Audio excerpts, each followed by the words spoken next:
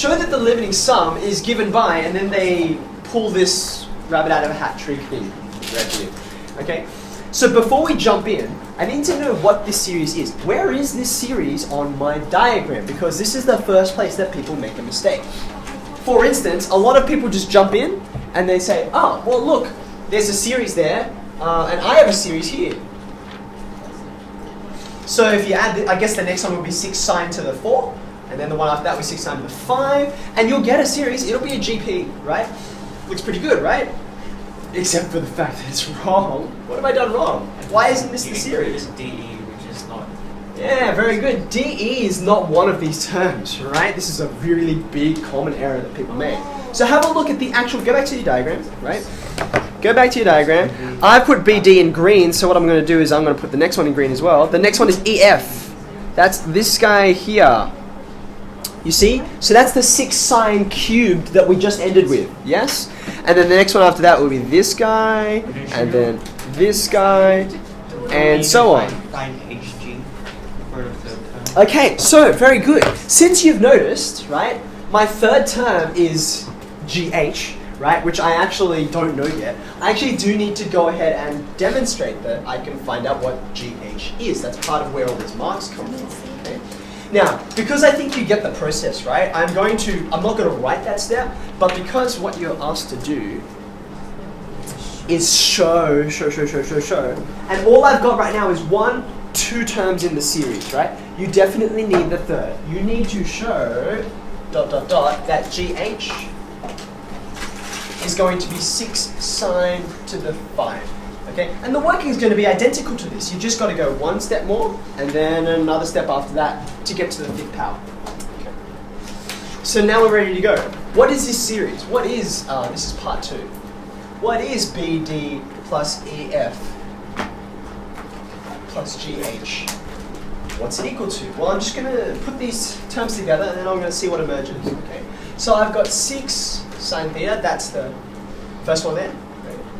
6 sine cubed, and as you will have shown when you complete this properly, I've got 6 sine to the 5. Okay.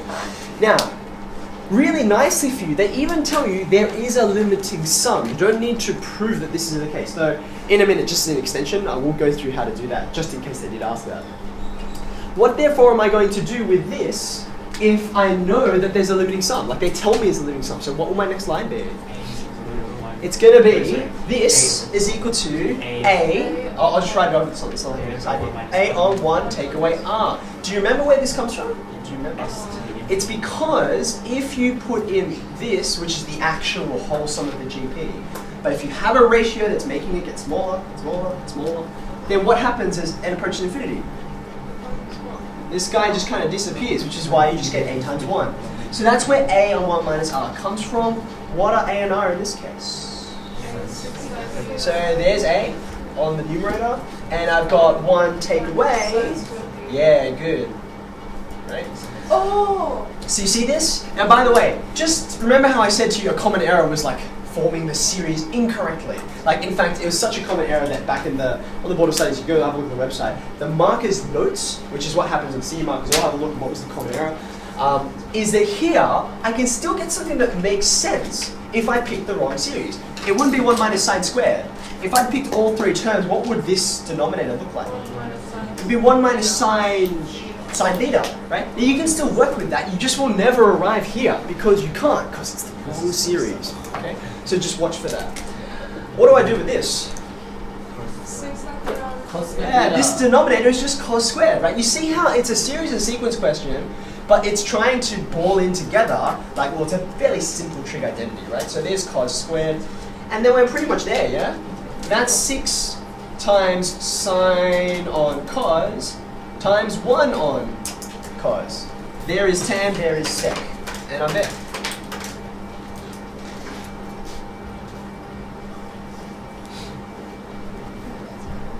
Are you happy with that? Okay, now I kind of alluded to this before, and it's not part of the question right now, but I think like this part 2 could easily have been a part 3, and part 2 could have been show that there is a limiting sum, show that it exists. That's a fairly common question.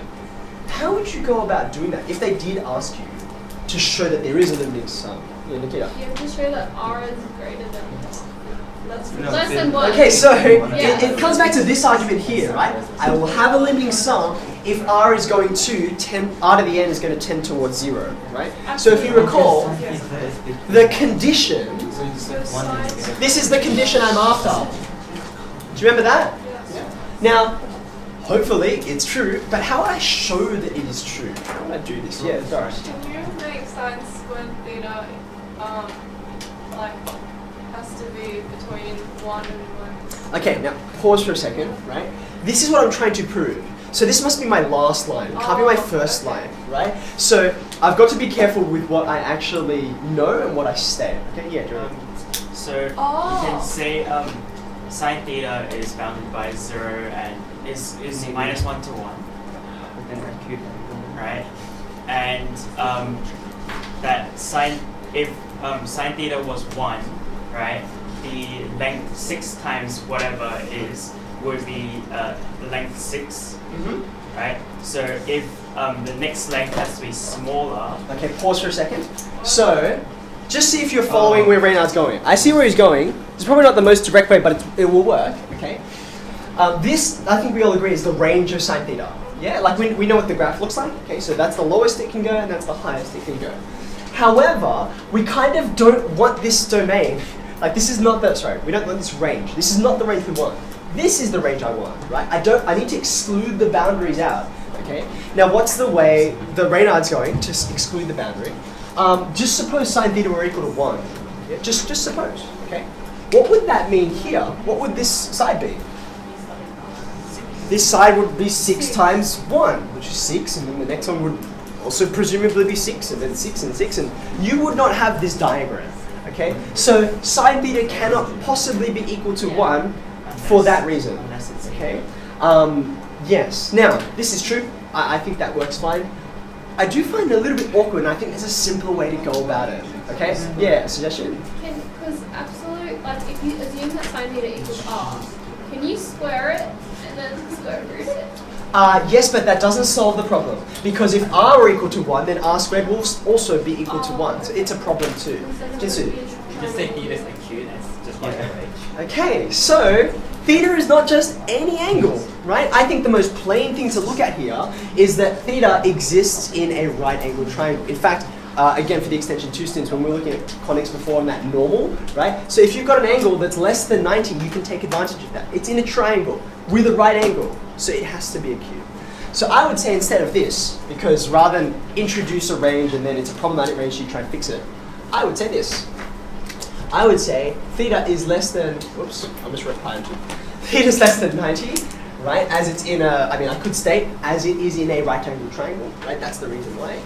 Therefore, sine theta, now what's the range, right? This is what sine theta looks like. So what's the range if I'm between 0 and 90? It's just 0 to 1 exclusive, right? So here, I really should say that because it's in a triangle, right? Therefore, I have, sorry, that's 0. I have that. Do you agree with that?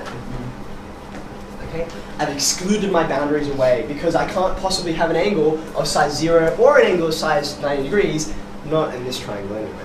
Okay, so from there I can say, okay, well, 0 is still less than sine squared. It's less than 1. Yep. But look at that. That's r, right? That's it. 0 is less than r, which is less than 1. Therefore, well, that's the that's more than we need for the condition actually, as long as I'm not even negative. Okay. So I would say therefore, what was it called? Didn't have a name, did it? BD plus EF plus GH plus ... That has a limiting sum because I've shown this. And sometimes, like I mentioned before, showing that you have a limiting sum is the intermediate step before you work out what the limiting sum happens to be equal to. Question? So, does that mean it doesn't, like you don't necessarily have to prove that it's like -1 or and 1 as long as it's in that range? In this case, because of theta and what its values are, and the ratio being sine squared theta, you can be even more restricted than that. Like this is the greatest range it can possibly be, but in fact I'm narrower than that. So cool. That means I've proved this and then some. So I don't need to worry about getting that exact thing. Like if what I'm trying to prove is I've got a number and I want it to be less than 100, right? When we get into inequality proofs and induction later on, this will become important. If you take that number and you somehow prove that it's less than 1, I think you have succeeded, right? Like people get awkward and they're like, I didn't get 100 on the right hand side, like I didn't get the exact thing. But that's okay, inequalities are like that. If you're further in, like this is, then that's fine. Okay? Question? So if you didn't say it had a limiting sum, would you have to do that and then that? So I'm trying to think of the way that they would phrase the question such that, like see how this question, it sort of just hands it to you, that there is a limiting sum. If they weren't to do that, then the previous part would be, you have to show that there is one before I can ask you to evaluate it, right? So I'd probably have said part 2 would be, show that that has a limiting sum. Part 3, hence, show that that's equal to, show that it is 6 sec theta tan theta. That's the way I would expect it to be. Any final questions? Brendan? I was wondering if there was any way to prove it more geometrically and say that if AB is the hypotenuse of the triangle, BD has to be shorter than it. Yeah, that works fine too. Yeah, that amounts to exactly the same thing as this. That's exactly right. Okay. So all that to say, the hypotenuse, which AB is in this triangle, must be the longest side in the triangle. So therefore, this must be shorter, which means that this becomes the new hypotenuse in another triangle, which means the next one must be shorter, and so on. I think it's a bit less of a direct path because then you've got to do an intermediate step, but it still works. Am we not allowed to use pi? So in this question, let's have a look. In this question, well, because this question never asked this, that's why they never refer to an angle. In 2-unit, you absolutely can. They don't tell you to do one. So you're allowed. Not that it would make a difference here. Jinsu, last one. But in geometry, should we be using degrees instead of angles? You know what? Not really, because you guys will start to, when we all as a class start doing radian measure on tomorrow, you're going to see that the line between like measuring it this way and measuring that way is very blurry. Like the reason we introduce it now is because so we can do calculus, but that's not the only reason you do it. Like we were looking at complex numbers, had nothing to do with calculus, and we're still in radians, right? So once you all learn radians, there's no reason not to ever always use it unless they tell you to use degrees.